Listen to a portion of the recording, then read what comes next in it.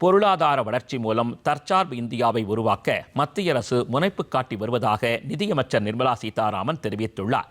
மாநிலங்களவையில் பட்ஜெட் மீதான விவாதத்திற்கு பதிலளித்து பேசிய அவர், பணவீக்கம் சரிந்து வரும் வேளையிலும் மத்திய அரசின் சீர்திருத்த நடவடிக்கைகளால் வளர்ச்சி மேம்பட்டிருப்பதாக கூறினார். தேசிய புள்ளியியல் அலுவலகத்தின் தரவுகளின்படி 2025-26 நிதியாண்டிற்கான ஒட்டுமொத்த உள்நாட்டு உற்பத்தி விகிதம் 7.4% அளவுக்கு உயரும் என்று தெரிவிக்கப்பட்டிருப்பதையும் சுட்டிக்காட்டினார். உள்நாட்டு உற்பத்தி திறனை மேம்படுத்துவதற்கு அடித்தளம் அமைக்க வேண்டியது அவசியம் என்று வலியுறுத்திய அவர், உற்பத்தி துறையில் மத்திய அரசின் தொலைநோக்கு பார்வையை பட்ஜெட் பிரதிபலித்திருப்பதாகவும் குறிப்பிட்டார்.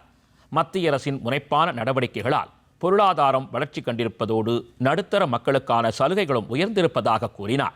2013-14 நிதியாண்டு முதல் 2024-25 நிதியாண்டு வரையிலான 11 ஆண்டு காலகட்டத்தில் 5,26,00,000 இருந்த வருமான வரி செலுத்துவோரின் எண்ணிக்கை தற்போது 12,13,00,000 அதிகரித்திருப்பதாகவும் நிர்மலா சீதாராமன் எடுத்துரைத்தார்.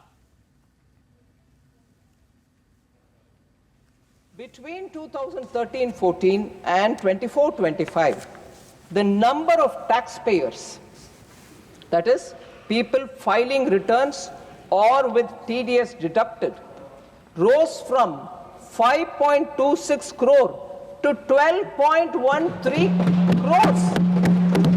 So within the last 11 years, more than doubling has happened in the income taxpayers' numbers.